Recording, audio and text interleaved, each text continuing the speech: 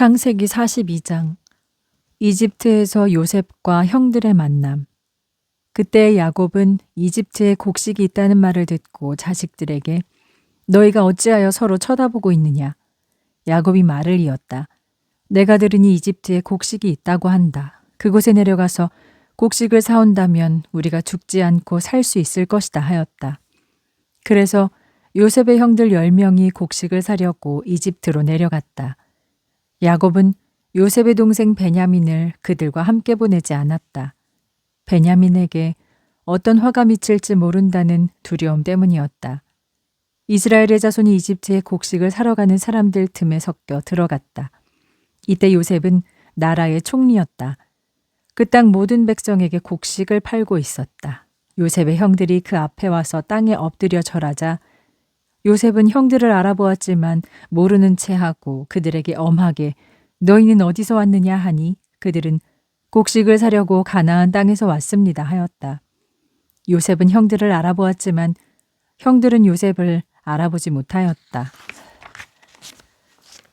요셉은 오래전에 그들에 대하여 꾸었던 꿈을 생각하며 너희는 정탐꾼들이다. 너희는 이 땅의 틈을 엿보려고 온 자들이 틀림없다 하니 그들이 아닙니다 내 주여. 소인들은 곡식을 사려고 왔습니다. 우리는 모두 한 아버지의 아들들입니다. 저희는 정직한 사람들이며 정탐꾼이 아닙니다 하였다. 요셉이 그들에게 아니다. 너희는 이 땅의 틈을 정탐하러 온 자들이다 하자 그들이 보십시오. 소인들은 모두 12형제이며 가나안 땅에 사는 한 사람의 아들들입니다. 막내는 지금 아버지와 함께 있고 하나는 없어졌습니다 하였다. 요셉이 그들에게 내 말이 틀림없다. 너희는 정탐꾼이다. 너희가 정탐꾼이 아니라면 이것을 증명해야 한다. 내가 파라오의 이름으로 맹세하지만 너희 막내를 데려오지 않으면 이곳을 떠날 수 없다. 너희 가운데 하나가 가서 너희 아우를 데려오도록 하라. 너희 말이 확인될 때까지 나머지는 갇혀 있어야 한다. 파라오께 맹세하지만 너희가 만일 그를 데려오지 않으면 너희는 분명히 정탐꾼이다 하였다. 요셉은 그들을 3일 동안 감옥에 가두었다.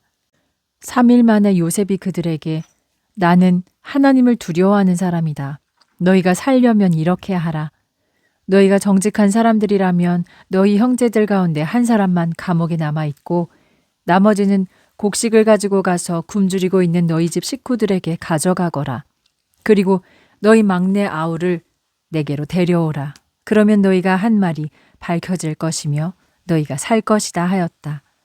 그들은 그렇게 하기로 하고 서로 우리가 동생에게 한 일로 죗값을 지금 받고 있다. 그가 살려달라고 애원할 때 우리가 그의 괴로움을 보고도 듣지 않아. 이 괴로움이 우리에게 임했구나 하였다. 르우벤이 그들에게 내가 그 아이를 해치지 말라고 하지 않았느냐. 그러나 너희가 내 말을 듣지 않아 우리가 지금 그 아이의 핏값을 치르게 되었다 하였다. 그들 사이에는 통역관이 있었기 때문에 그들은 요셉이 자기들의 말을 알아들을 줄 몰랐다. 요셉은 그들 앞에서 잠시 떠나 울고 다시 돌아와 그들과 말하였다. 그는 그들 가운데서 시므온을 불러내어 그들이 보는 앞에서 묶었다. 요셉은 명령하여 형제들의 자루에 곡식을 채우게 하였다. 또 각 사람의 돈은 그 자루에 도로 넣도록 하고 도중에 먹을 양식도 주게 하였다. 그들은 곡식을 나귀에 싣고 떠났다. 하룻밤을 머물고자 하는 곳에서 한 형제가 나귀에게 먹이를 주려고 자루를 풀어본즉 자루아귀에 자기 돈이 그대로 들어 있었다. 그가 형제들에게 내 돈이 도로 왔다. 봐, 내 자루 속에 들어있어 하자 그들은 놀라 떨면서 서로 쳐다보고 하나님이 어찌하여 우리에게 이렇게 하시는가 하였다. 그들이 가나안 땅에 도착하여 자기들의 아버지 야곱에게 그동안에 있었던 일들을 모두 말하기를 그 나라의 주인인 사람이 우리에게 엄하게 꾸짖으며 우리를 정탐꾼으로 여겼습니다.